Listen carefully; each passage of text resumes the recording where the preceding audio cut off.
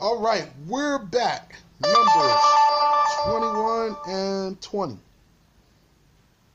And from the high mountains it descended with them to the lower hills, but was hidden from them on the borders of Moab, at the summit of the hill looking towards Beth Jeshimon, because there they neglected the words of the law. Then sent Israel messengers to Sihon, king of the Amorites, saying, I will pass through the country. We will not carry off the betrothed, nor seduce virgins, nor have to do with the wives of men. By the highway of the King who is in the heavens we will go, until we have passed through thy border. But Sihon would not permit Israel to pass through his limit, but constrained all his people and came out to Jahaz and made war against Israel. Now, I want you to understand something, right? So you see this Exodus, right? This Exodus, you will always see these people. All Israel do is says, listen, we ain't going to touch nobody. We ain't going to mess with nobody's wife, nothing. We're just going to pass through because the cloud's leading us through here. We send word, we're going to pass through, and we're going to just go to the other side. We ain't got nothing to do with nothing. And this is why the judgment of the Most High comes, because when they passed through, they met them not with what? Food and drink, and allowed them safe passage to do what the Most High wanted them to do, because they weren't going to do anything to these people. You see? But they went out and they made war against Israel. So this is the Most High pronounces the judgment in prophecy. Now you're seeing why the judgment was pronounced, because the Most High knows that he says the end from the beginning. So now as you're walking it out, you're seeing they go full out all the way to the end of everything they're going to do wrong, and then they receive the punishment of that wrongdoing, because judgment becomes after the deed, not before. Right? And Israel smote him with the anathema of the Lord, that he would destroy him with the edge of the sword. And he took possession of his country from Arnon unto the Jabbok, unto the border of the children of Ammon, because Rabbath, which is the limit of the children of Ammon, was strong, and so far was their boundary. And Israel took all of those cities and dwelt in all the cities of the Amorites, in Heshbon, and in all her villages. For Heshbon was the city of Sihon, king of the Amorites, for he had before time made war with the king of Moab, and had taken all of his country from his hand unto the Arnon. Therefore say the young men, or the chosen ones, using proverbs, the righteous who rule their passions say, come, let us reckon Heshbon, the strength of a good work by the recompense, and the recompense of an evil work by the strength. For whoso is watchful and diligent in the law is builded up and perfected. Now, I say this all the time, right? But I want you to know, like, this is an actual thing amongst the saints here in Israel. Like, if you doing business, you always say, because, you don't always have big money. So you have to do things in payments, or you make an agreement to get the things you want. And we always say, listen, like, I need this. And people will be like, okay, we'll give it to you. Let's work out the Heshbon. Oh, the saints is here, y'all. We back. All right. For mighty words like fire go forth from the lips of the righteous. The masters of such thought calculations, Heshbonah. The powerful merit like flames from those who are read and devoted in the law. Their fire devoureth the foe, and the adversary who are reckoned before them as the worshippers of the idol altars in the valley of Arnona. Woe to you, ye haters of the just!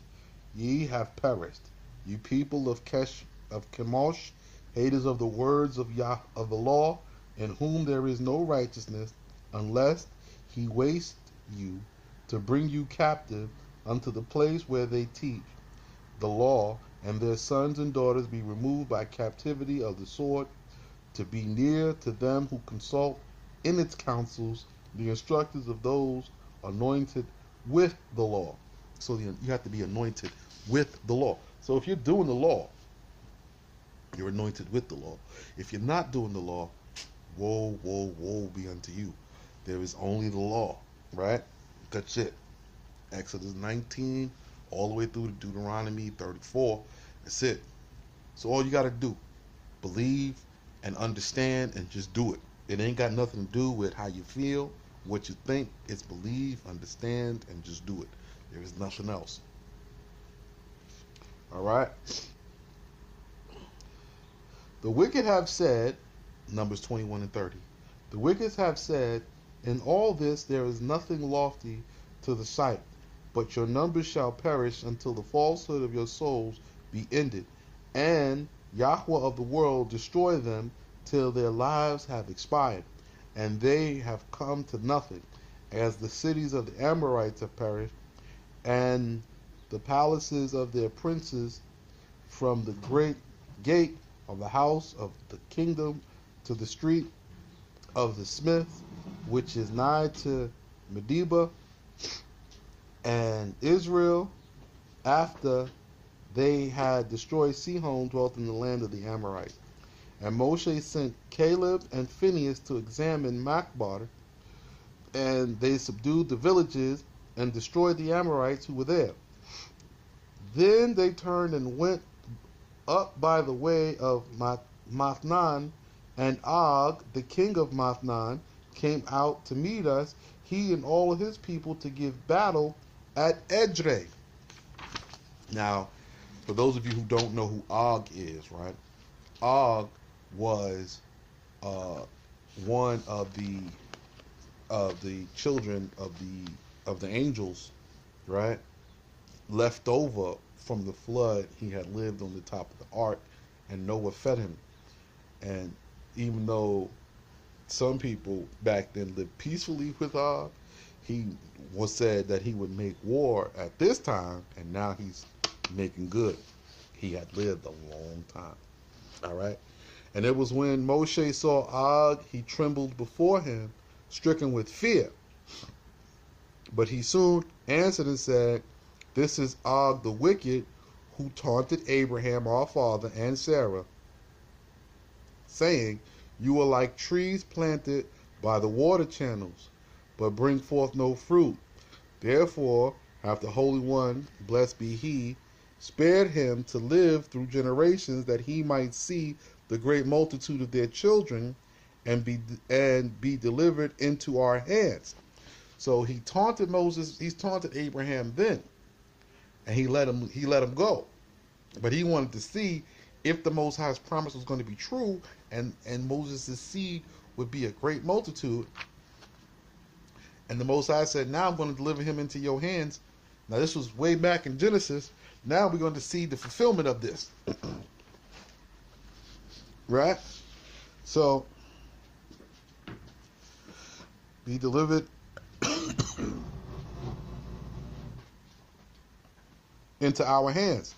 Then spake Yahweh unto Moshe, fear him not, for I have delivered him into thy hands, and all his people and country, and thou shalt do to him as thou hast done to Sihon, king of the Amorites, who dwelt in Heshbon.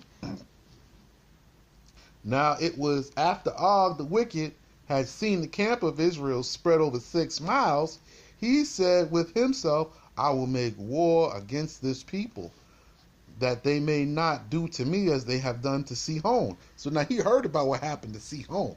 Now Og is like, yo, I'm a handle this. So he went and tear up a mountain 6 miles in size, because he's a giant. So he tore up a mountain six miles in size, because the camp of Israel was 6 miles long. Right? And he brought it upon his head to hurl it upon them. But the word of Yahweh forthwith prepared a reptile, which ate the mountain and perforated it. So the mountain had holes in it, because the reptiles, they dig, right? The lizards, they had dug into it, right? And it was all loose. But he didn't know that. He lifted it up. But This wasn't solid. Wasn't a good idea. You picked the wrong mountain. And his head was swallowed up within it. And he sought to withdraw it, but he could not. So his head got stuck in the mountain first, right? So he picked it up, and it slipped. It got on his head somehow, right? So he crumbled because he had it up over his head, and it crumbled and got down on his head. Now he couldn't get his head out this mountain, right? But it could not, because his back teeth and his front teeth were drawn hither and thither.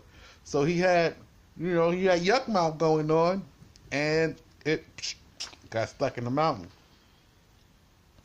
And Moshe went and took an axe of 10 cubits and sprang 10 cubits and struck him on the ankle of his foot, and he fell and died beyond the camp of Israel.